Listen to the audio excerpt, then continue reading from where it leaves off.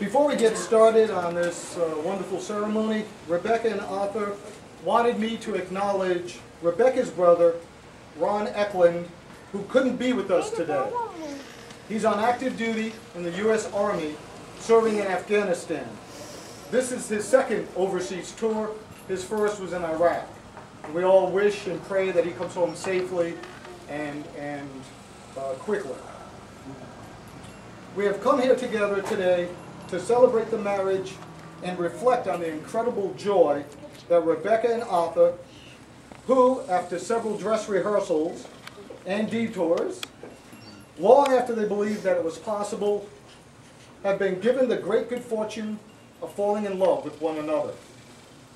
A wedding is the celebration of the miracle of love, and that's what we're here to do today. Celebrate that miracles do occur all the time and at any moment. The unexpected can happen, and it often does. That after almost giving up all hope, most inexplicably and wonderfully, the path of our entire lives can change in a heartbeat, or in 2 heartbeats. Marriage is a contemplation of our past, as well as on our future, and our losses and our failures, as well as on our hopes and possibilities. So, as Rebecca and Arthur marry each other today, it is worthwhile to consider that they could not and would not be standing before us if they had not followed their own shining star homes and done what they intended to do and deliver themselves to this point in their lives. Rebecca and Arthur, you give us hope, and we are overjoyed to be your witnesses. You are the living embodiment of the truth and practice that perfection and persistence does in fact pay off. We are touched by your happiness. We are moved by the courage of your love for each other. It gives us incomparable joy to celebrate with you, to be reminded that true love, abiding love, is the consequence of the practice of love. And nothing that we do in life is ever wasted, or for that matter, is forever lost. Now listen to the words of Holy Scripture as recorded in the Epistle of Paul to the Colossians, chapter 3, verses 12 through 17. As I was going through and picking out readings, I thought that we all needed to be reminded of the virtues that this scripture talks about. As God's chosen ones, holy and beloved, clothe yourselves with compassion, kindness, humility, meekness, and patience. Bear with one another, and if anyone has a complaint against another, forgive each other. Just as the Lord has forgiven you, so you also must forgive. Above all, clothe yourselves with love, which binds everything together in perfect harmony. Let the peace of Christ rule in your hearts, to which you indeed were called in the one body, and be thankful. Let the word of Christ dwell in you richly. Teach and admonish one another in all wisdom, and with gratitude in your hearts, sing psalms, hymns, and spiritual songs to God. Whatever you do, in word or in deed, do everything in the name of the Lord, and give thanks to God the Father through him.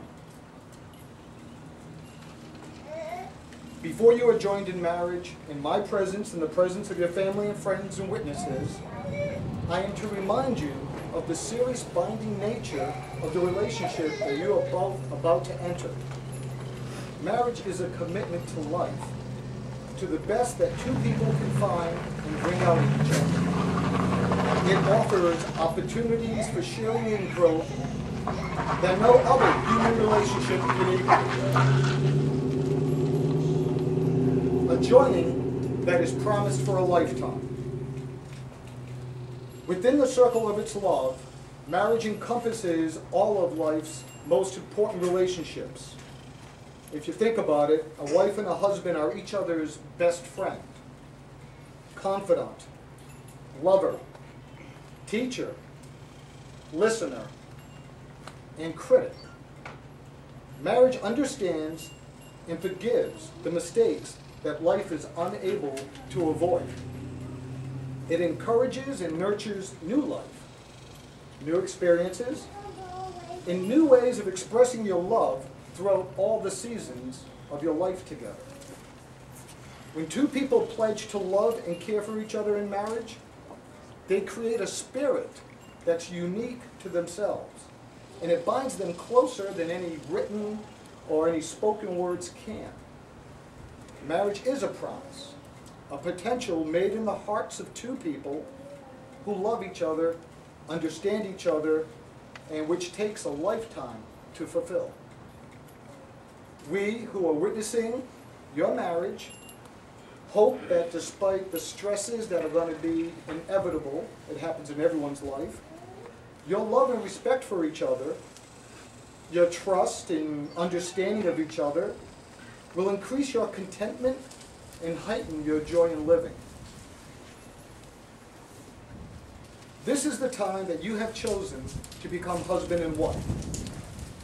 But we're not only here to witness your commitment to each other, but we're also here to wish you both the happiness, every happiness, in your future life together. If anyone has any reason why these two should not be so joined, let them speak now, or forever hold their peace. Nobody has ever gotten up at that point. Every day that you live, learn how to receive love with as much understanding as you give it. Finding things within yourself, then you can share them with other people. Do not fear this love. Have an open heart and a sincere mind, and be sincerely interested in each other's happiness. Be constant and consistent with your love. From these things comes the security and the strength that makes a marriage wonderful. All marriage, all love will deeply become part of us every single day. Commit yourselves fully and freely to each other. And now, Arthur and Rebecca have asked that Donna Lapo will give a reading on 1 Corinthians.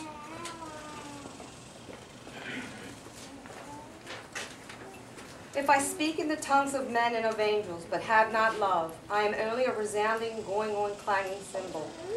If I have the gift of prophecy and cannot fathom all mysteries and all knowledge, and if I have faith that can move mountains, but have not love, I am nothing.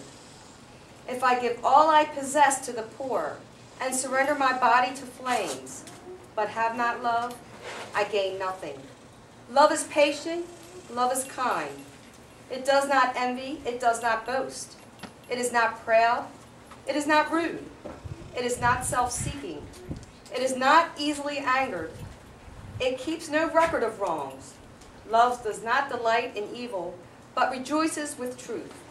It always protects, always trusts, always hopes, and always perseveres. Love never fails, but where there are prophecies, they will cease. Where there are tongues, they will be stilled. Where there is knowledge, it will pass away. For we know in part, and we prophesy in part. But when perfection comes, the imperfect disappears. When I was a child, I talked like a child. I thought like a child, and I reasoned like a child. When I became a man, I put my childish ways behind me. Now we see but a poor reflection as in a mirror. Then we shall see face to face. Now I know in part, then I shall fully know, even as I am fully known.